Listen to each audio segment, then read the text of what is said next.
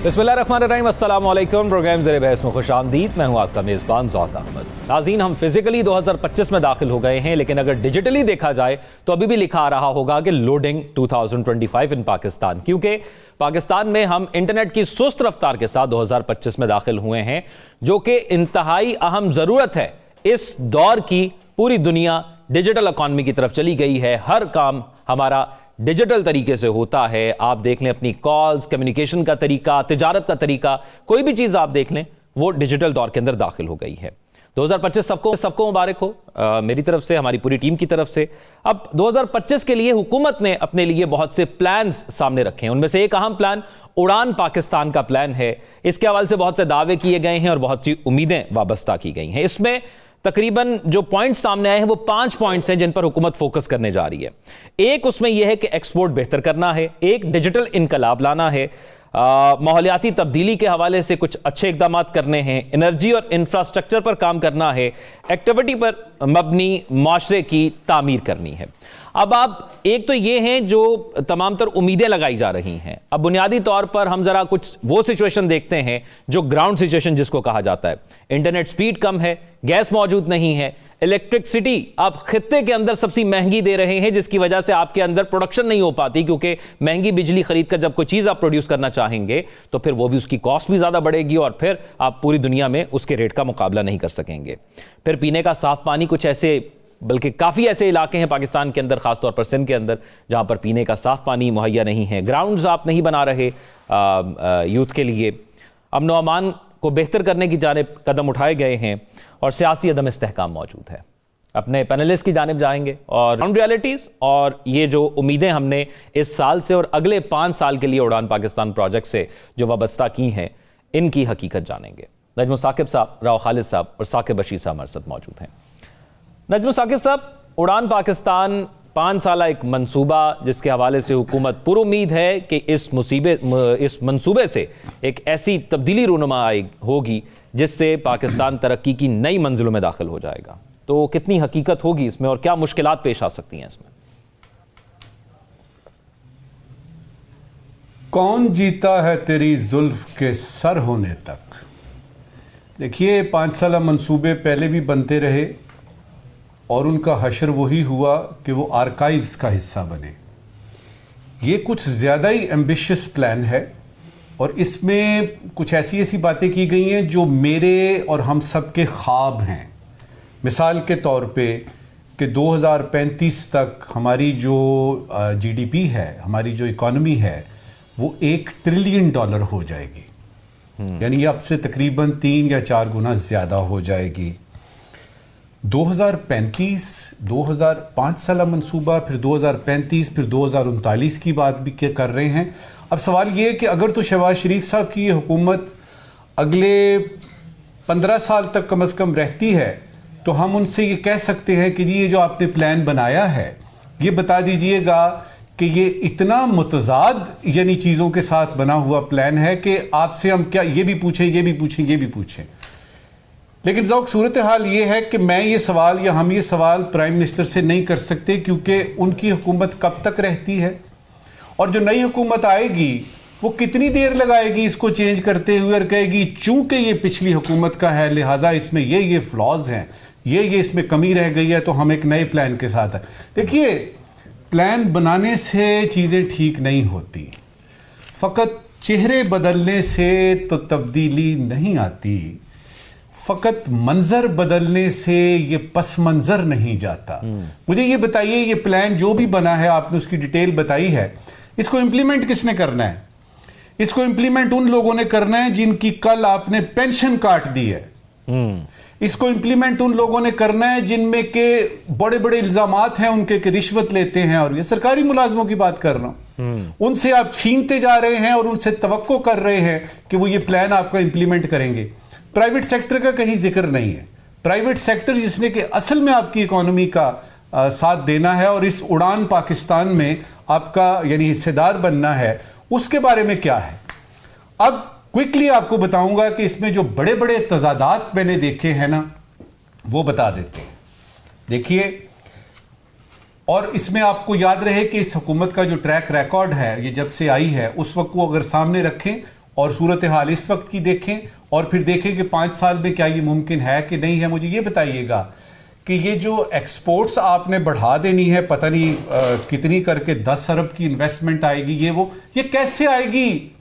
आपने एक्सपोर्ट्स बढ़ानी है तो आप अपने बिजनेसमैनों से पूछ लिए कि प्रोडक्शन का यानी आपकी कॉस्ट कितनी बनती है। बिजली की कीमतें अगर आप बढ़ा रहे हैं तो किस तरीके से आप कंपीट करेंगे? क्या कोई तरीका वारदात है ऐसा? आप कहते हैं जी आईटी की हमारी 1 बिलियन की हो जाएगी आपकी इंडस्ट्री। ये जो गी है ना भाई, 1 बिलियन की डॉलर की आपकी है, तो यहां पे तो इंटरनेट ही नहीं चल रहा। दुनिया नहीं आपको देख रही कि ये कहां से हम ये चीजें एक्सपोर्ट करें का इंपोर्ट करें कि ये लोगों के पास तो खुद इंटरनेट नहीं है। आगे चलिए, सियासी गैर यकीनी मौजूद है, तो क्या इस प्लान में ये शामिल है कहीं पे कि ये सियासी गैर यकीनी खत्म की जाएगी?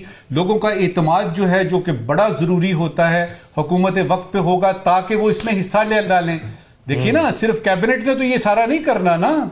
अच्छा, पॉलिसियों का तसलसल हमारा सबसे बड़ा मसले में से एक मसला कि आप एक पॉलिसी बनाते हैं, सड़क बन गई है जी, अगली हुकूमत आएगी सड़क खोदे जी, नहीं बनाई जी, कॉन्ट्रैक्ट। इसमें सिर्फ एक शोबा है, आपने बताया ना, एक्सपोर्ट्स हैं, आईटी है।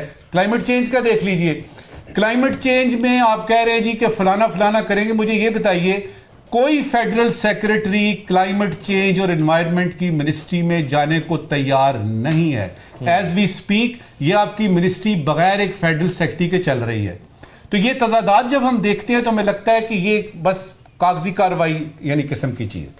हकीकी रिफॉर्म्स की जरूरत है ज़ौक, और उसके लिए प्लानिंग के साथ साथ इंप्लीमेंटेशन की भी जरूरत होती है। आखिरी बात इस वक्त की जी, आपने प्लान बना लिया, आपने अनाउंस कर दिया, अब इसको आपने करना है और इसके बाद जो सूरत हाल है आवाम को आपने जवाब देना है। मुझे नहीं याद पड़ता कि किसी 5 साला मंसूबे का या इस किस्म के यानी प्लान का किसी ने बाद में हिसाब लिया हो। तो अल्लाह करे कि ये जितनी भी पॉलिटिकल पार्टीज इसमें शामिल हैं, जो हुकूमत वक्त है, अगले इलेक्शन आए तो हमारी आवाम पूछे इनसे, आपने वो उड़ान पाकिस्तान था तो क्या पाकिस्तान ने उड़ान भरी? क्या ये सारा कुछ हुआ या इसका कम से कम 10% भी हुआ? मुझसे पूछेंगे, मेरे नजदीक दुआ मेरी ये अल्लाह करे कामयाब हो, मुझे तो बड़ी खुशी होगी। लेकिन जो शवाहिद हैं, जो कराइन हैं, वो ये बताते हैं कि ये इस बुरी तरह से फेल होगा ये प्लान, और आप भी देखेंगे और जिंदगी रही तो हम भी देखेंगे इंशाअल्लाह। नजम साकिब साहब ने बात की, राव साहब, के पूछा जाए, और अमूमन जमहूरी हुकूमतों का मकसद भी यही होता है कि जब एक हुकूमत जाए तो जब वो अगले इलेक्शन में जाए तो वो बता सके कि उसकी कारकर्दगी क्या रही। हमारे यहाँ बदकिस्मती से राव साहब, मुझे ये लगता है, आप बताइएगा कि इसमें कितनी हकीकत है, कि जब इलेक्शन में जाते हैं तो बयानियां बिल्कुल तब्दील हो जाता है। जो हुकूमत जाती है वो अपने आप को इतनी मजलूम साबित करती है और बताती है कि उसके साथ किस किस इदारे ने कितने जुल्म किए। तो इस किस्म की प्रोजेक्ट्स तो बहुत पीछे बात रह जाती है। जी बिल्कुल सही कहा आपने। हमारे यहाँ मसला ये है कि जब आप हुकूमत से जाते हैं तो फिर इलेक्शन में जाते हैं, तो एहतसाब की कह लें कि एक ज़िम्मेदारी या बुनियादी अमल तो वोटिंग के ज़रिए होता है, इंतखाबात के ज़रिए होता है। लेकिन हमारे यहाँ बदकिस्मती ये है कि नैब और FIA के ज़रिए एहतसाब किया जाता है, बजाय इसके कि अवाम को मौका दिया जाए कि वो अपने जो भी लीडरान उनके मुंतखब थे लोग, उनका एहतसाब कर सके या बता सके कि जी आपने कारकर्दगी कैसी दिखाई है। तो ये बहुत एक बुनियादी मसला है हमारे यहाँ, जिसकी वजह से जो अकाउंटेबिलिटी, और फिर उसके बाद वो जो अकाउंटेबिलिटी होती है उसमें भी 2-4 साल धक्के खाने के बाद वो फिर दोबारा से मेन स्ट्रीम में आ जाते हैं और उसका भी कोई नतीजा नहीं निकलता। अवाम के एहतसाब का डर उनको नहीं रहता। और अब तो फरवरी 2024 के इलेक्शन के बाद तो बहुत ही कह लें कि वो तो राव साहब, ख्वाब देखना तो अच्छी बात है, बुरी बात नहीं है। अब हुकूमत अगर एक ख्वाब देख रही है और बता रही है कि अगर हम 5 साल रहे तो हम उड़ान पाकिस्तान जैसा मंसूबा लागू कर देंगे, तो वो बता रहे हैं कि 5 साल अगर हम रहे तो क्या कुछ। अच्छा, ये हुकूमत का ख्वाब नहीं है ये, एक तो मैं ये आपको बड़ा वाज़ेह तौर पे बता दूं, क्योंकि ये तीसरा ख्वाब है एहसन इकबाल साहब का। एहसन इकबाल साहब ने 1998 में ख्वाब देखा, 2010 विजन दिया उन्होंने, और उसके 1 साल बाद हुकूमत चली गई, वो इम्प्लीमेंट नहीं हो सका। फिर उन्होंने 2014 में यही ख्वाब देखा, विजन 2025 दिया, फिर 1 साल बाद हुकूमत चली गई, 1-1.5 साल बाद। तो 2 दफ़ा तो ये हुआ है। इस दफ़ा उन्होंने 10 की बजाय 5 साल कर दिया उस मंसूबे को। अब देखें कि 6 महीने बाद हुकूमत जाती है या 2 साल बाद हुकूमत जाती है, तो उस तनासब से अगर हम देखें तो ये, और उन्होंने इस लॉन्चिंग के मौके पे ये बात खुद की है, इन दोनों प्रोजेक्ट्स का भी हवाला दिया है, और उन्होंने खुद कहा है कि सियासी अदम इस्तेहकाम, पॉलिसी में तब्दीली और कंटिन्यूटी ना होने की वजह से ये दोनों विजन जो उनके थे वो इम्प्लीमेंट नहीं हो पाए। तो अब ऐसी कौन सी तब्दीली आ गई है? ना तो सियासी इस्तेहकाम के हवाले से कोई तब्दीली आई है मेरा ख्याल है, ना हुकूमतों का मिजाज बदला है कि जो आती है वो पिछले वालों को सारी पॉलिसी उड़ा के फेंक देती है। कंटिन्यूटी का तो फिर सवाल ही पैदा नहीं होता। उसके बाद जो टारगेट रखे गए 5E को कहा गया है, अब 5E में आप एक एक करके सिर्फ जब नाम पढ़ते हैं ना, export, E Pakistan, environment and food and water security, energy and infrastructure, equity, ethics and empowerment, तो आपका हादसा निकल जाता है। अब मुझे बताएं इसमें आप एक्सपोर्ट में कैसे compete करेंगे, जबकि आप EU के साथ भी मत्था लगा के बैठे हुए, यूएस के साथ आपका अलहदा मसला चल रहा है। मेन 2 आपके सबसे बड़े जो है जो इम्पोर्ट करते हैं आपकी चीज़ें। उसके बाद आप एनवायरनमेंट, ई पाकिस्तान, सुभान अल्लाह, फायरवॉल, इंटरनेट के मसाइल और बाकी चीज़ें और पता नहीं क्या क्या कुछ है उसमें, तो हम किस तरह उस पर आप किस तरह से उम्मीद रखेंगे। फिर एनवायरनमेंट एंड जो आपका फूड एंड वाटर सिक्योरिटी है, फूड सिक्योरिटी के ऊपर आपको इस दफ़ा पता है गंदम आपकी कितनी कम होने जा रही है? किसी ने तवज्जो दी इसके ऊपर कि आप पिछले साल जो किसानों के साथ आपने किया है, इस दफ़ा उन्होंने उस तरह से गंदम नहीं बीजी, तो आप उससे आप फूड सिक्योरिटी का 5 साल का मंसूबा बनाया, 5 महीने तो पिछले देख लेते कि आपने किया क्या उसके साथ, और आगे 5 महीने क्या होना है। आपने फिर इंपोर्ट कर दिया है, फिर स्कैंडल बनेंगे जैसे काकड़ साहब का बना था, अब फिर मसले मसाइल वो एक नए सिरे से शुरू हो जाएंगे। इससे एनवायरनमेंट के ऊपर हमारा कंट्रोल हमारा तो नहीं है, यकीनन दूसरे मुल्कों की तरफ से हो रहा है, लेकिन हमें जो कार्बन क्रेडिट के तौर पे जो चीज़ें लेनी चाहिए, जो फ्लड के बाद सूरत हाल है, हमने आज तक कोई मंसूबा नहीं दे सके कि हम उनको कहें कि भाईजान ये मंसूबे हमारे, आप इस पर हमें पैसे दें इसके लिए। वो बार बार आपसे पूछते हैं जब भी आप किसी कॉन्फ्रेंस में जाते हैं, वो हम नहीं काम कर सके। फिर एनर्जी और इंफ्रास्ट्रक्चर मोटरवेज को अगर कहते हैं तो वेल एंड गुड, जबकि आपके यहाँ जो एक्सपोर्ट प्रोसेसिंग जोन्स थे, चाइना बेचारा रो रो के रह गया कि आप बनाएं ताकि हम भी कोई इंडस्ट्री लगाएं और काम करें, वो आपने आज तक उस पर कोई काम नहीं किया। आपकी प्रॉपर वहाँ पे अप्रोच के हवाले से, जोन्स के हवाले से, इलेक्ट्रिसिटी के हवाले से, गैस के हवाले से, वो सारी चीज़ें वो तो आपने कुछ नहीं की। एनर्जी का आपके जो सूरत हाल है, जो उसका रेट है, जो है आखिरी चीज़ है वो सबसे मज़ेदार है। इक्विटी कैसी, ये मसावत कैसी होगी, और एथिक्स कौन से अखलाकियात जो हमने सूरत हाल देखी है साल 1.5-2 साल में, जिस तरह से लोगों के साथ हुआ है, पुलिस गर्दी हुई है जो। उसके बाद आप एम्पावरमेंट किसकी करनी है आपने? अवाम तो वोट देती है तो उसको पता ही नहीं चलता कहाँ चला गया वोट उसका, तो किस तरह से आप ये सारे मामलात करेंगे? मसला ये है कि आप गवर्नमेंट सेक्टर को जफ्फा डाल के बैठे हुए हैं, प्राइवेटाइजेशन आप नहीं कर रहे, प्राइवेट सेक्टर को आप प्रमोट नहीं कर रहे। इंटरनेशनल इन्वेस्टमेंट वाले आपको कहते हैं हमें बताएं भाईजान क्या करना है, आप उनको बताते हैं हमारे पास यूथ बल जाए, हमारे रेट्स कम है मजदूरों के, हमारा ये हमारा वो है, प्रोजेक्ट आपके पास कोई नहीं। प्राइवेट सेक्टर को आप खुल के काम नहीं करने दे रहे, प्राइवेट सेक्टर लोकली भी खराब हो रहा है। इंटरनेशनल इन्वेस्टर उसके साथ अगर मिलकर करेगा तो कैसे वो उसको कन्विंस करेगा कि हमारे यहाँ आके इन्वेस्ट करें? तो ये सारी चीज़ें आप सामने रखते हुए चैलेंजेस जो है इस वक्त, ये ठीक है आप मंसूबे बना लें, नाम रख दें, पावर पॉइंट पे प्रेजेंटेशन दे दें, लेकिन हकीकतन आपको पहले अपना देखना चाहिए कि क्या आप ये सारा कुछ कर सकते हैं। मेरा ख्याल है कि अभी हम उस स्टेज में नहीं है कि हम इसको इवन प्लान भी कर सकें, इन चीज़ों को इम्प्लीमेंट तो बात की बात है। साकिब बशीर साहब, बुनियादी मसाइल का बार बार जिक्र किया जा रहा है और यही कहा जा रहा है कि ये जो उड़ान पाकिस्तान का मंसूबा, जब मैंने भी सुना तो मुझे एक गैप नज़र आया कि जो कुछ कहा जा रहा है और जो ग्राउंड सिचुएशन हम देखते हैं, लोगों से जब मिलते हैं या हम जो खुद फेस कर रहे हैं ज़िंदगी के अंदर, तो इसके अंदर एक गैप है। तो क्या ये गैप हुकूमत ने नहीं सोचा, या अगर सोचा है तो किस तरह उसको कवर अप करना है बुनियादी मसाइल का, ताकि ये हासिल कर सकें जो दावा किया गया? एक तो जो ये मनसूबा बनाया गया है, इसमें बहुत कुछ ऐसा करना पड़ेगा जो पहले नहीं किया इन्होंने, तो उसको समझने के लिए, देखने के लिए, तो मेरे ख्याल में हमें 2 साल में जो गवर्नमेंट ने कोई ऐसे इक़दामात किए या करने की कोशिश की, क्या वो किसी नहज पर तब पहुंच सके हैं? आप नजकारी को ले लें, ये जब से गवर्नमेंट में आए हैं तब से लेकर अब तक ये हम सुनते आ रहे हैं कि जो मुख्तलिफ इदारे हैं उनमें ओवरबर्डन है। वहाँ पे मतलब अब जो ज़माना तब्दील हो गया है, अब PIA की निजकारी और बहुत सारे इदारे हैं जो गवर्नमेंट पर बहुत ज़्यादा बोझ भी हैं। उनको कैसे हैंडल करना है? आपने PIA की निजकारी करने की कोशिश की और आप नाकाम हो गए। एक काम जो करना था आपने बेहतरी के लिए वो आप नहीं कर सके। पिछले ये 1.5-2 साल की ये कारकर्दगी है। इसके अलावा भी आप देखें कि जो दूसरा बड़ा काम है वो ये है कि ये सब कुछ करने के लिए आपको मुल्क में इस्तेकाम जरूरी है। इस्तेकाम के लिए आपको एक तो पॉलिटिकल पार्टी को ऑन बोर्ड रखना जरूरी है।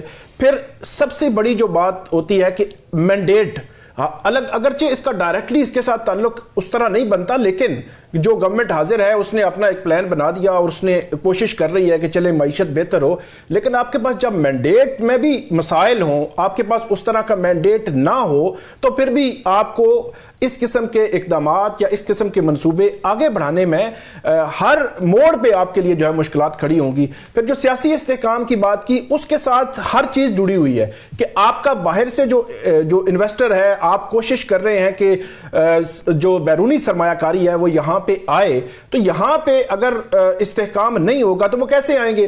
तो एक पॉलिटिकल पार्टी है PTI, उसके साथ अभी चले अच्छी बात है कि गवर्नमेंट बैठी है, लेकिन एक लॉन्ग रन मेरा यह ख्याल है कि जिस तरह मिसाक जमहूरियत हुआ था, इसी तरह का मिसाक मईशत करने की जरूरत है।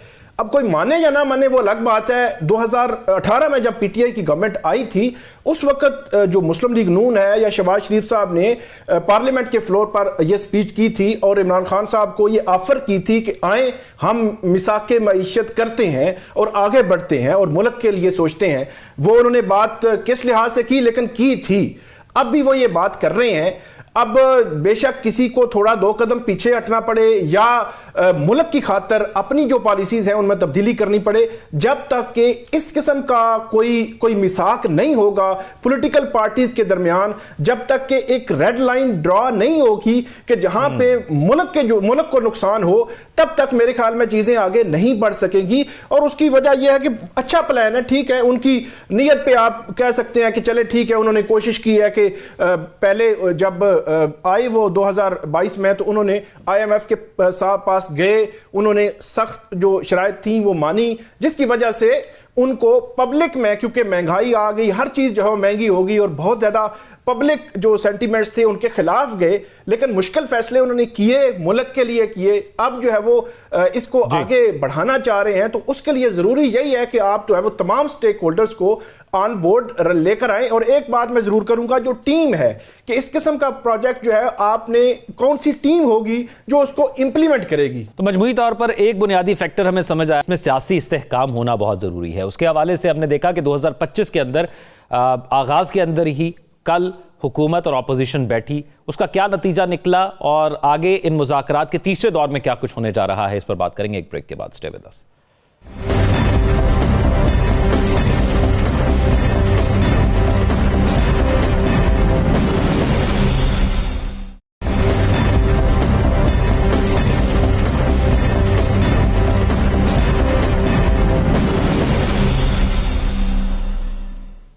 ब्रेक के बाद खुशामदीद नाज़रीन। मुज़ाकरात का दूसरा दौर कल हुआ और कल उम्मीद थी कि शायद हमें किसी किस्म की पेशरफ्त नज़र आती।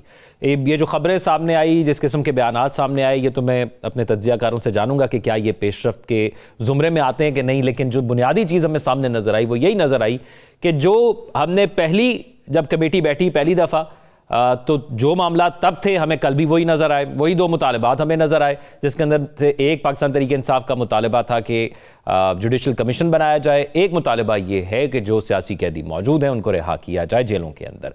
अब रिटर्न तौर पर ये भी सामने नहीं आए। फिर उन्होंने पाकिस्तान तहरीक इंसाफ ने इमरान खान साहब से जेल में मुलाकात करनी है और अगली मीटिंग पे अब ये बात चली गई है कि फिर वो रिटर्न मुतालबात सामने लेकर आएंगे। हमने पिछली बार डिस्कस किया था कि राना सनाउल्लाह साहब ने कहा था कि ये तीनों को बैठना चाहिए, इमरान खान को, आसिफ अली जरदारी साहब को, नवाज शरीफ साहब को। तो अब राजा परवेज़ अशरफ साहब का बयान सामने आया, उन्होंने कहा कि वक्त आने पर जरदारी, नवाज और इमरान बैठ भी सकते हैं। तो ये दोनों पार्टियां तो तैयार हैं। क्या पाकिस्तान तहरीक इंसाफ से इमरान खान भी क्या तैयार होंगे इनके साथ बैठने के लिए, या सिर्फ वो कुछ शराइत मुज़ाकरात के हवाले से रखेंगे और हुकूमत के साथ किसी भी किस्म का इसके अलावा इत्तेहाद नहीं चाहेंगे। इस पर बात करेंगे। राव खालिद साहब, कुछ ज़्यादा पेशरफ्त नज़र नहीं आई इन अब तक के मुज़ाकरात के अंदर, और वही सूरत हाल हमें अब अगली मीटिंग तक इंतज़ार करना पड़ेगा कि क्या कोई रिटर्न मुतालबात आते हैं, फिर हुकूमत उस पर टाइम लेगी। तो अभी तक तो जहां पर चीज मौजूद थी या जो डेडलॉक था वहां पर ही है, या कोई पेशरफ्त आपको नजर आई है? देखिए, पेशरफ्त बहुत कह ले कि ज़्यादा तो नहीं है, लेकिन ओवरऑल जो सिचुएशन है बड़ी हौसला अफजा है मेरे हिसाब से। आप पहले तो पार्टीज़ को देख लेना, पार्टीज़ कौन सी हैं। एक है अपोजिशन जो हुकूमत की दावेदार है, इक़्तिदार की दावेदार है, और उसकी हमायत में इंटरनेशनल रिपोर्ट्स हो, लोकल रिपोर्ट्स हो, ओवरऑल इन्वायरमेंट हो, इवन हुकूमत के लोग भी प्राइवेटली एडमिट करते हैं कि यार हक तो इन्हीं का बनता था हुकूमत करने का, तो हम तो बस आ गए, चलो ठीक है, अच्छी बात है। दूसरी तरफ हुकूमत है जिसको ये इदराक है कि ये हकदार यही थे, हम कब्जा करके बैठे हुए हैं या जैसे भी बैठे हुए हैं, तो वो सिचुएशन दोनों तरफ से एक कह ले कि इस एंग्जाइटी वाली है, कोई रिलैक्स इन्वायरमेंट नहीं है जिसमें ये मुज़ाकरात हो रहे हैं। और ये हुकूमत के लोग बारहा कह चुके हैं कि अगर इमरान खान साहब बाहर होंगे तो हम अंदर होंगे, तो इक़्तिदार भी जाएगा और हम जेलों में भी होंगे। तो इस किस्म की सिचुएशन में बड़ी मुश्किल से ये एक आइस ब्रेक हुई है कि कम अज़ कम दोनों फरीक बैठने के तैयार हुए हैं। हुकूमत की तरफ से तकरीबन जो भी हुकूमती इत्तेहादी पार्टी हैं वो सारी रिप्रेजेंटेशन उनकी है, इसी तरह अपोजिशन की भी जो पीटीआई के इत्तेहादी हैं वो उसमें मौजूद हैं, तो ये रिप्रेजेंटेशन उनकी हो रही है। दूसरा, ये जब मुज़ाकरात हुए हैं अभी, तो उसमें जो कल की ख़ास तौर पे जो बात है, उसके बाद मैंने देखा है कि किसी तरफ से कोई ऐसी बात नहीं की गई जिससे बदमज़गी पैदा हो या मुज़ाकरात को सबटाज करने की कोई एफर्ट हो। हालांकि बाहर से आवाज़ें आ रही है, ख्वाजा आसिफ साहब हों, जावेद लतीफ़ साहब हों, वो जिस किस्म की गुफ्तगू कर रहे हैं वो थोड़ा सा परेशान है या कह लें कि कंसर्नड है कि ये क्या हो रहा है, पता नहीं कोई हमारे साथ को हाथ ना हो जाए, कुछ किस्म की बातें कर रहे हैं। लेकिन ओवरऑल ये सिचुएशन बहुत, मेरा ख्याल है कि हौसला अफजा है, एक उम्मीद बंदी है, पॉजिटिव तकरीबन अभी तक वाइब्स आ रही हैं सारी। तो और सबसे इम्पॉर्टेंट, इमरान खान साहब तो आपको पता है जब बयान देते हैं तो फिर वो सब कुछ डाल देते हैं, बेजा करा देते हैं। उनकी तरफ से भी कोई बहुत खौफनाक किस्म का बयान नहीं आया या सबोटाज करने वाला बयान नहीं है अभी तक। काफ़ी यानी बेहतरी रिस्पॉन्स आ रहा है उधर से भी। तो इसमें जो मुतालबात की जहाँ तक बात है वो है, एक तो जुडिशल कमीशन है, 26 नवंबर और 9 मई की बात कर रहे हैं वो। दूसरा वो कर रहे हैं जो सियासी कैदियों की रिहाई का, जिसमें अभी गवर्नमेंट आप कह लें कि जुडिशल कस्टडी में है या गवर्नमेंट की कस्टडी, वो हुकूमत की कस्टडी में है जो लोग, और हुकूमत उस पर उनको फैसिलिटेट कर सकती है, अदालतों में बयान दे सकती है। बहुत से ऐसे हैं जो पुलिस जिनको मुकदमे का अखराज भी कर सकती है या जमानत के लिए कम से कम फैसिलिटेट कर सकती है। ये दो ऐसे मुतालबे हैं जो हुकूमत जिसको मान भी सकती है और इम्प्लीमेंट भी कर सकती है, उसकी टर्म्स एंड कंडीशन बैठ के तय कर ले। बाकी चीज़ें पीटीआई खुद पीछे हट गई है, वो अदलिया से मुतल्लिक है, जिसमें इंतखाबी धांधली का मसला है, जिसमें ट्रिब्यूनल्स का मसला है, जिसमें मखसूस नशिस्तों का मसला है, वो सारा वो सुप्रीम कोर्ट पे ज़ाहिर है उनकी डिपेंडेंसी सारी उसके ऊपर हो रही है। जो ओवरऑल सूरत हाल है, मुल्क की माशी सूरत हाल है, सियासी अदम इस्तेहकाम की बात है, महंगाई बेरोजगारी में अवाम जिस नहज पे हैं उसमें अगर नाउमीदी बढ़ती है तो ये बहुत ख़तरनाक हो जाता है। मेरा ख्याल है ये इदराक दोनों साइड्स को शायद थोड़ा बहुत हुआ है और इस मामले को बेहतर करने की ज़रूरत है। इसमें जो ज़ौक़ सबसे इम्पॉर्टेंट चीज़ है मेरे हिसाब से वो ये है कि इनको ये तय करना है कि हुक्मरान हो चाहे अपोजिशन हो, कि उन्होंने बैसाखियों पर चलना है या आवाम के सहारे चलना है। ये बहुत बुनियादी नुक्ता है। इस पे अगर वो अपने आप को थोड़ा सा एजुकेट कर लेते हैं, अपने आप को थोड़ा सा बेहतर पोजीशन में ले आते हैं और रियलाइज कर लेते हैं इस बात को, तो मेरा ख्याल है फिर रास्ते खुल जाएंगे, फिर आगे मामला चल पड़ेगा। हुकूमत को पता है जी, उनके लिए इस सूरत हाल में 5 साल अगर वो पूरे करते हैं, पॉलिटिकल कैपिटल पहले ही कम हो चुका है, बिल्कुल फारिग हो जाएगा। और अपोजिशन को भी पता है कि अगर उनको 4-5 साल बाहर रखा जाता है तो उनके लिए भी सस्टेन करना उस पॉपुलैरिटी को जो उनके पास इस वक्त है वो बहुत मुश्किल होगा। मेरा ख्याल है ये रियलाइजेशन दोनों तरफ है, उम्मीद की जा सकती है कि बेहतर सूरत हाल पैदा होगी। क्योंकि नजम साकिब साहब, बात तो पॉपुलैरिटी की है। एक तरफ कहा जाता है कि हमारे लिए बहुत पॉपुलर है, लेकिन उस पॉपुलैरिटी का फ़ायदा पाकिस्तान तरीके इंसाफ को हुआ कुछ नहीं है। अब ये दो मुतालबात हुकूमत के पास ही हैं, जुडिशल कमीशन भी हुकूमत बना सकती है, और अगर जिस तरह राव साहब ने कहा कि वो सियासी कैदियों को या जिस तरह भी अदालतों में जाकर वो बयान दे सकते हैं, हुकूमत के क्या मुतालबात हो सकते हैं तरीके इंसाफ से, ये भी हमें बताइएगा ज़रा, आपको क्या लगता है? हुकूमत तो बड़ी खुश है ज़ौक, उनके क्या मुतालबात हैं? उनको साफ नज़र आ रहा है कि जो भी इन्होंने मांगना है हमने नहीं देना। याद रखिएगा कि पीटीआई के जो ज़ख्म है ना, वो हुकूमत भरने के काबिल ही नहीं है। थोड़ी सी मरहम पट्टी कर सकती है, और वो उनको पता है कि आहिस्ता आहिस्ता करके उन्होंने एक एक छोटी छोटी चीज़ें मानती रहनी है। जहाँ तक बड़ी चीज़ों की बात है, खान को तो हुकूमत रिहा कर ही नहीं सकती, उसमें तो सबसे पहले अदालतें आती हैं। जुडिशल कमीशन बनाने का उनका वो है, वो तो सवाल ही पैदा नहीं होता। वो बनाएंगे, 9 मई का फैसला होगा, खान बाहर आ जाएगा। फिर उसके बाद असीरान की रिहाई जो है, ये जो हमारे 9 मई के हुए हैं ना, 19 लोग रिहा हुए हैं, इसके बारे में भी हुकूमत को क्रेडिट लेने की कोशिश कर रही है कि ये मुज़ाकरात का नतीजा है। मेरे नज़दीक ऐसी कोई बात नहीं है। हो सकता है कि इनके साथ वैसे ही रहम की अपील उन्होंने की, वो कबूल हो गई, और वो दो साल जिनकी सजाएं थी वो तो पूरी होने वाली थी, वो वैसे भी पूरी होने वाली थी। ठीक कह रहे हैं आप। तो उसमें इसका कोई आपस में ताल्लुक बनता नहीं, कनेक्शन कोई नहीं है। देखिए, पीटीआई को अगर कोई इस वक्त मशवरा दे सकता है ना, मुझे नहीं पता कि इमरान खान साहब ने जब से उन्होंने शुरू किया, जबकि बल्कि कप्तान भी होते थे क्रिकेट में, कि वो किसी का मशवरा सुनते हैं। देखिए, सियासत जो है ना, हार्डकोर सियासत, वो जज्बात पे नहीं चलती, वो हालात देख के चलती है। तो जो इस वक्त के हालात हैं, अगर खान साहब बाहर आना चाहते हैं, अगर खान साहब चाहते हैं कि उनके असीरान की रिहाई हो, और अगर खान साहब चाहते हैं कि 9 मई का जो अफरीत है वो उनके आगे से हट जाए, तो उनको इन मज़ाकरात में से तो नहीं मिलेगा, उसके लिए कहीं और मज़ाकरात करते हैं, और उन मज़ाकरात करने के लिए उनको तैयारी करनी है। दूसरी बात, ये जो मज़ाकरात है ये हुकूमत की कामयाबी है और अपोजिशन के बयानिए की नाकामी है। वो तो कहते थे हुकूमत के साथ बैठना नहीं है।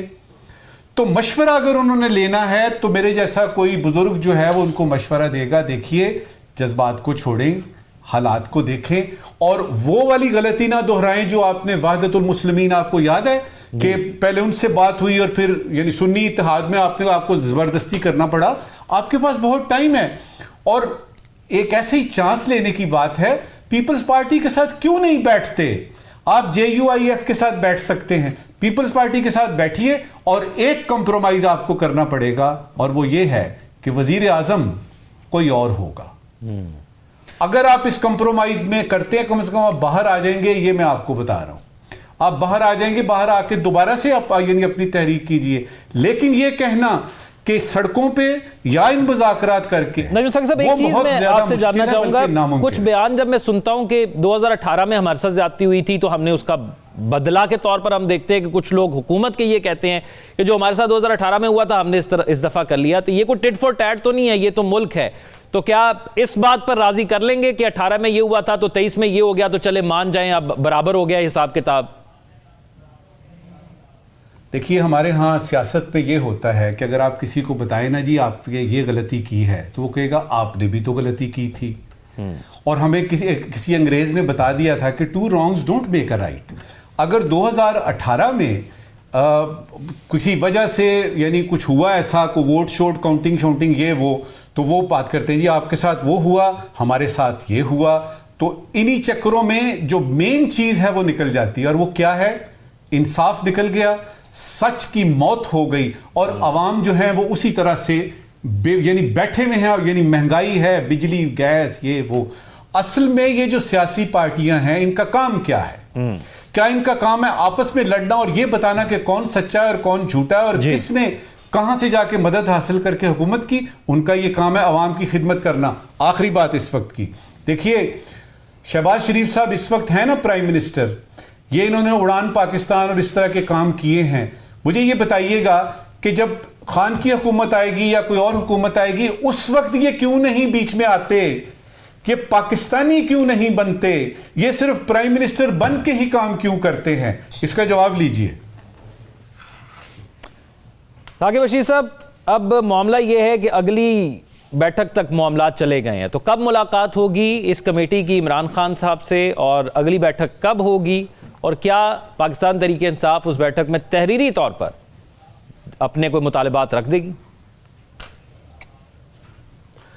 अच्छा, अगली बैठक से पहले एक अहम डेवलपमेंट भी हो सकती है, क्योंकि पीर के रोज़ 190 मिलियन पाउंड केस का फैसला आ रहा है। अगर फ़र्ज़ करें कि इस फैसले में इसमें उमूमी तौर पर जो इससे कबल तो उनको जितने भी ट्रायल हुए हैं उनमें सज़ाएं ही हुई हैं, अगर इस फैसले में उनको सज़ा नहीं होती तो ये मेरे ख्याल में इसका ये समझ लें कि मुज़ाकरात कामयाब हो गए जो है वो किसी हाँ नहीं वो भी हो सकता है, लेकिन अब ये कुछ सिचुएशन तब्दील हो सकती है। मतलब अगर उनकी इस केस में उनको सज़ा नहीं होती तो जो मुलाकात होनी है वो होनी है ट्यूसडे या वेंसडे मुलाकात होगी, और उस मुलाकात के बाद जो कमेटी है वो जो सरदार या सादिक हैं उनको बताएगी, और उसके बाद नेक्स्ट जो बुलाई जाएगी मीटिंग। अब इसमें 2-3 चीज़ें जो है वो बड़ी अहम है। एक तो जो बहस हो रही है कि एक मुज़ाकरात हुकूमत के साथ हो रहे हैं और एक पसे पर्दा मुज़ाकरात हो रहे हैं। अब हुकूमत हो, हुकूमती वज़रा हो या कुछ और लोग हों, वो ये कह रहे हैं कि ऐसा कुछ नहीं है। लेकिन इससे कबल भी इमरान खान साहब ये बात कर चुके हैं और कल दोबारा उन्होंने की है। उन्होंने कहा है कि मुझे इनडायरेक्टली ये ऑफ़र आई है कि आपको बनी गाला शिफ्ट कर देते हैं, आप खामोश हो जाएं। तो मैंने ये कहा है कि नहीं, मेरी जो लीडरशिप है बाकी और वर्कर्स, उनको आप रिहा करें और उसके बाद जो है वो मेरे वाले से जो है बात होगी। तो ये सिचुएशन है, तो ये भी एक कन्फ्यूजन है। वो ख्वाजा आसिफ साहब जो है वो उन्होंने 2-3 दफ़ा कह चुके हैं कि मैंने अपनी पार्टी को बताया है कि ये ज़हन में रखना हम कहीं इस्तेमाल ना हो जाएं। तो सिचुएशन जो है वो बड़ी चल रही है। और इसी में इमरान खान साहब ने एक और बात की है। उन्होंने ये कहा कि जो हमारा मैंडेट वाला था हमारा मुतालबा, वो और जो हमारा 26वीं तरमीम के हवाले से मामला था, उसको फ़िलहाल हम मुअख्खर कर रहे हैं, इस मुज़ाकरात में हम नहीं रख रहे, और हम सिर्फ बात कर रहे हैं कि वर्कर्स को रिहा करें और आप बात करें 26 नवंबर और 9 मई पे जुडिशल कमीशन की। तो ये भी गवर्नमेंट जो है वो इसको सोच रही है कि ये पहले तो मैंडेट और ये बात करते थे 26वीं तरमीम और इस किस्म की बहुत ज़्यादा बातें होती थी, तो अब क्या हुआ कि उससे पीछे हट गए और कह रहे हैं कि नहीं, सिर्फ आप इस पे बात करें ना, बाकी हम बाद में जो है वो देखेंगे। तो बहुत सारे एंगल्स हैं जिसको गवर्नमेंट ऑब्जर्व कर रही है और इन मुज़ाकरात को आगे जो है वो बढ़ा रहे हैं। लेकिन इमरान खान साहब ने 31 जनवरी की तारीख दी थी और उन्होंने ये कहा था कि हमने ये जो ड्रॉप किए हैं 2 मुतालबे, उसकी वजह यह है कि हम भी चाहते हैं कि ये मुज़ाकरात कामयाब हों। मुझे ऐसे लगता है कि चीज़ें जो है वो एक पॉजिटिव साइड पे जा रही हैं। जिस तरह राव साहब ने कहा कि बयानबाजी नहीं हुई। साहब, अगर यही 2 मुतालबात हैं जो हमें पहले से पता है, तो फिर ये दूसरी जब मीटिंग हुई तो तहरीरी तौर पर क्यों नहीं दिए? तहरीरी तौर पर देने में एक जो इशू समझ आ रही है बात, वो ये है कि वो गवर्नमेंट जो है वो एक बयानिया बनाएगी कि NRO मांग लिया गया। तो हमेशा से माजी में जब भी इमरान खान साहब की हुकूमत थी तो तब ये को बात करते थे या इस किस्म की बात होती थी, तो वो एक जो नैरेटिव है उसके लिए शायद वो रिटर्न में ना देना चाह रहे हों। उनकी कमेटी में कोई इख्तलाफ भी नज़र आया। फिर ये जो 19 लोग कल रिहा हुए हैं, अगरचे वो 19-20 माह जो काट चुके थे अपनी सज़ा और 24 माह की सज़ा थी, 3-4 माह जो है उनकी सज़ा माफ़ की आर्मी चीफ ने। लेकिन इसमें आप ज़हन में रखें कि 19 ये और 20 पहले, ये बनते हैं 39, 105 टोटल थे। तो इसका मतलब यह है कि 39 लोग जो मिलिट्री की कस्टडी में थे, मिलिट्री की कस्टडी में जो लोग थे उनको आप 9 मई में मतलब ये कह सकते हैं कि वो उनकी इन्वॉल्वमेंट ज़्यादा थी। तो इसलिए 39 लोगों का वहां से रिहा हो जाना, ये भी ऐसे लग रहा है कि चीजें अब किसी और ट्रैक की तरफ जा रही हैं। 278 लोग कल यहां से जो है वो रिहा हुए हैं इस्लामाबाद से, उनके ये 26 नवंबर का जो एहतजाज है, और बाकी थोड़े से रह गए हैं जो आइंदा दिनों रिहा हो जाएंगे। तो जो पहला जो इनका मुतालबा है, ये मुतालबा तो अदालतों के जरिए ही मुझे पूरा होता हुआ नजर आ रहा है। तो यानी ना हुकूमत चाहती है कि वो किसी तरह तहरीरी तौर पर लाए, कैसा माहौल हो जिसके अंदर वो मामलात तय कर दे जो मुज़ाकरात में हो, और ना पाकिस्तान तहरीक इंसाफ चाहती है। एक ब्रेक की तरफ चलते हैं, ब्रेक के बाद वापस आते हैं तो एक और अहम मामले के हवाले से बात करेंगे। Stay with us.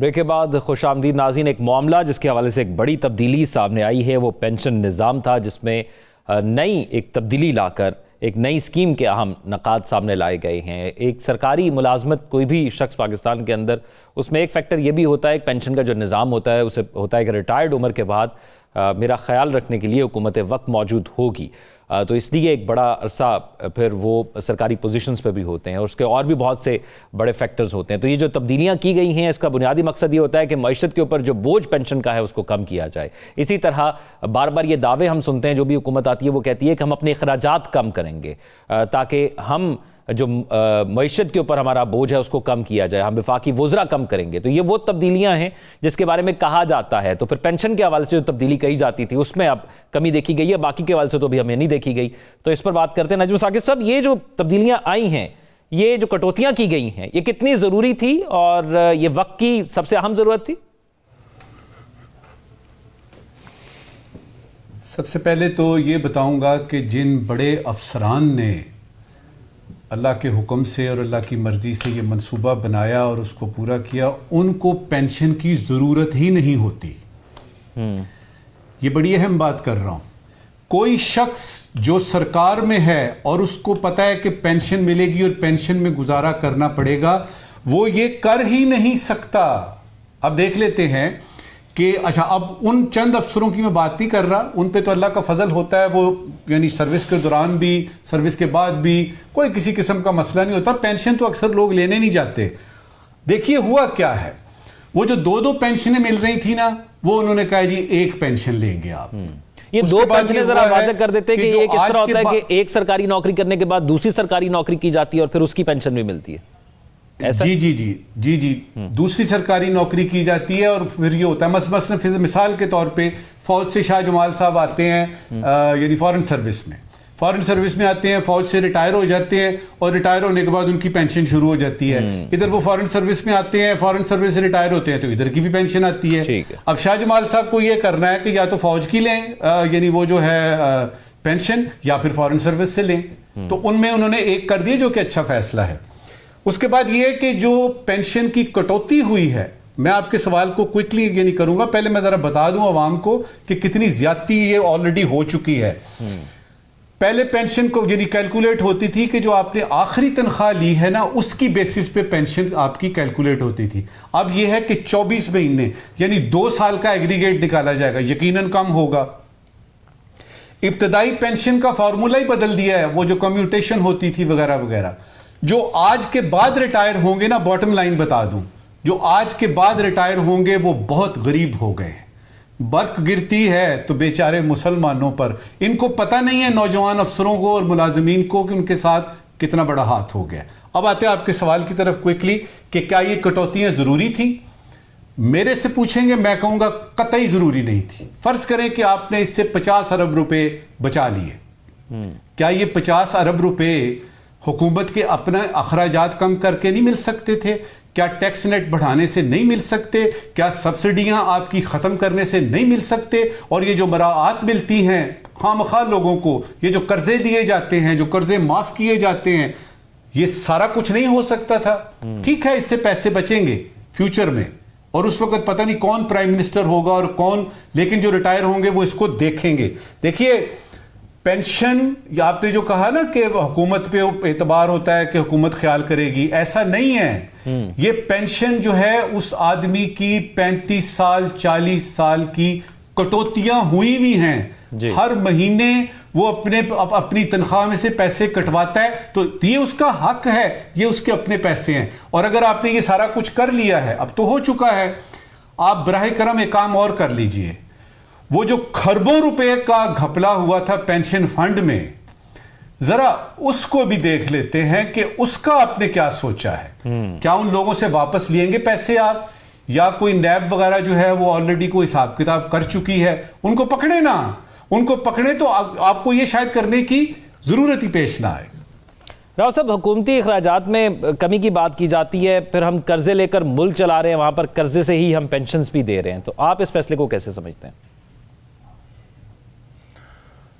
मेरा ख्याल है कि बिल्कुल जो है ना वो गैर ज़रूरी किस्म का है और बेजा किस्म के ये इक़दामात हैं। IMF से आपने जो एग्री किया है वो हुकूमत का साइज छोटा करने का आपने किया है। वजीर तो आप कम नहीं कर रहे, वजारतें आप कम नहीं कर रहे, अपना जो पूरा इंफ्रास्ट्रक्चर है सरकारी वो आप कम नहीं कर रहे। आपको पता है छोटे से छोटे अफसर का जो पूरा रिहाइश, अखराजात, गाड़ी, पेट्रोल और उसका पैराफर्नेलिया, उसके दाएं बाएं जो होते हैं कारिंदे, वो कितना बड़ा यदि बनता है जाके अल्टीमेटली। तो ये एक बिल्कुल बेफजूल किस्म की एक्सरसाइज है और ऐसे ही पता नहीं किसको, शायद IMF को दिखाना चाहते हैं हम ये करने जा रहे हैं। पेंशन की जो, जैसे नजम साहब जो कटौती होती है वो इन्वेस्ट होती है और उस पर इदारे प्रॉफिट्स कमाते हैं। फिर एक EOBI के जरिए इमरान खान के दौर में हेड कर रहे थे, पेंशन फंड के ऊपर एक बहुत काम हो चुका है, वो पूरा मंसूबा मेरा ख्याल है तैयार पड़ा है। उसकी इन्वेस्टमेंट करके आप वो सेल्फ जनरेटिंग किस्म की एक चीज़ हो जाएगी, उस पर हुकूमत को कुछ नहीं करना पड़ेगा, वो ऑटोमेटिकली उनके वो मल्टीप्लाई होते चली जाएंगे। दूसरी बात यह, हर हुकूमत ने बेजा भर्तियां की हुई हैं, जहां 10 बंदों की जरूरत है वहां 100 बंदे भर्ती किए हुए हैं, तो वो रिटायर होकर उन्हें पेंशन भी लेनी है। एक तो आप हुकूमती अखराजात बढ़ाए हुए हैं, उसके बाद जाहिर है आप फिर जब वो रिटायर होंगे पेंशन लेनी। कभी किसी ने सोचा है कि इन बेजा भर्तियों से क्या करेंगे? प्राइवेट सेक्टर को आप क्यों नहीं इनकरेज करते? प्राइवेट सेक्टर को आप क्यों नहीं कहते कि वो करें? जॉब जनरेशन प्राइवेट सेक्टर में होनी चाहिए। हुकूमत या हुकूमती इदारों में आप जॉब को सबसे बड़ा जॉब प्रोवाइडर बन के बैठा हुआ है पिछले 50, 60, 70 साल से, तो उसका नतीजा यही निकलना था अल्टीमेटली। तो थोड़ा सा सेन अप्रोच लेने की जरूरत है। पेंशन फंड कायम करें, उसकी इन्वेस्टमेंट करें, उसके अंदर से खुद ब खुद आएगी, हुकूमत को पैसे ही नहीं देने पड़ेंगे, शायद हुकूमत उसे प्रॉफिट भी कमा ले। साकिब रशीद साहब, ये फरमाइएगा, मैंने जो इंट्रो में बात की थी कि बहुत से लोग सरकारी नौकरी का इंतखाब भी इसी वजह से करते हैं और सरकारी नौकरी के अंदर हम देखते हैं कि जिस किस्म के टेस्ट होते हैं वो पास करना जो है एक काबिल शख्स ही उसको पास कर सकता है। तो आपको लगता है कि लोगों का इंटरेस्ट जो है वो लूज होगा इस किस्म के फैसलों के बाद?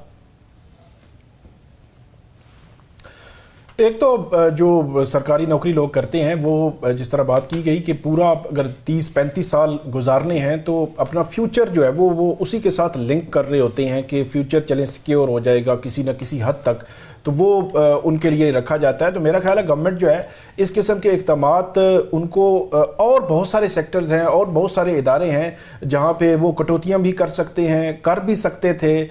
ख़ास तौर पर जो अभी फेडरल कैबिनेट की बात है तो काबीना का साइज तो आप बढ़ा रहे हैं, सियासी बुनियादों पर ये खबरें आ रही हैं कि आप जो है वो उस साइज को जो बढ़ा रहे हैं। आपके जो प्रोटोकॉल पे जो खर्चे हैं वो तो जू के तू ही हैं, आपके बाकी जो अखराजात हैं वो जू के तू ही हैं, उनकी तरफ नहीं जा रहे। अब ये जो इन्होंने इकदाम किया है इसको IMF के साथ जोड़ा जा रहा है कि IMF की जो शर्त थी हमने पूरी कर दी और इस पेंशन इस्लाहात जो है वो की जा रही हैं।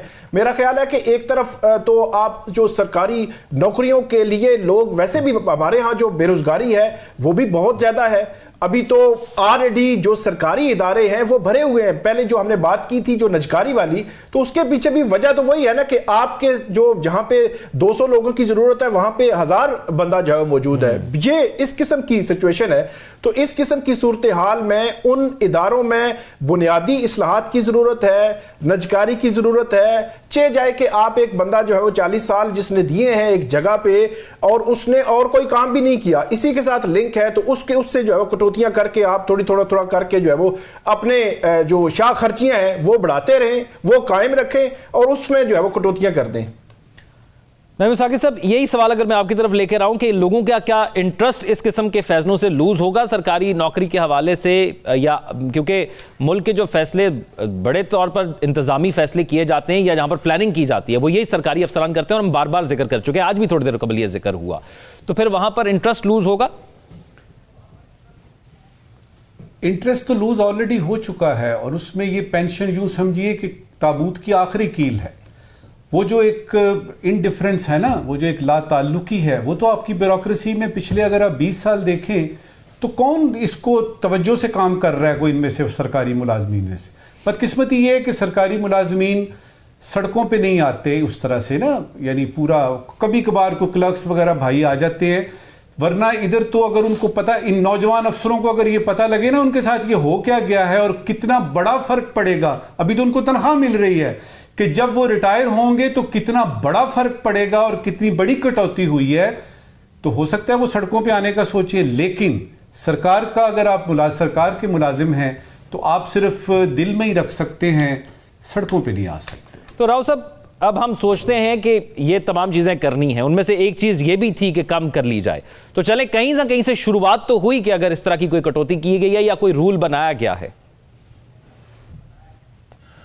देखिए, इसका हम इम्पैक्ट देख रहे हैं ना। आपकी जो कंडीशनैलिटीज आपने एग्री की हैं उसमें ये मेरा नहीं ख्याल कि ये कोई टॉप प्रायोरिटी में आती है चीज़।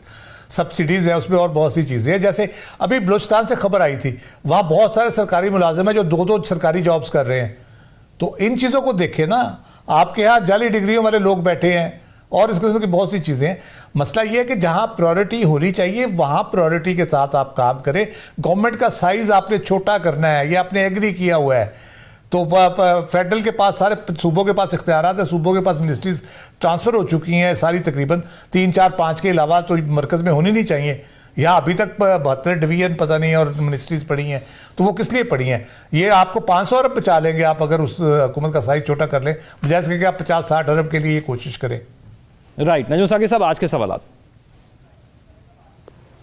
शुक्रिया ज़ौक। एक ज़रूरी सवाल है और एक गैर ज़रूरी सवाल है। पहले ज़रूरी सवाल, मोहतरम वज़ीर आज़म साहब ने फरमाया है कि इंतशार की सियासत नहीं की, नून लीग ने सियासत कुर्बान करके तरक्की को तरजीह दी।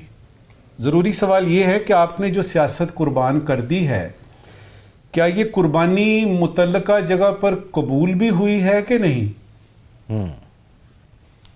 आज का गैर ज़रूरी सवाल, वज़ीर दिफा ने फरमाया है कि लीडरशिप इजाज़त दे तो वो सियासत को खैरबाद कह देंगे।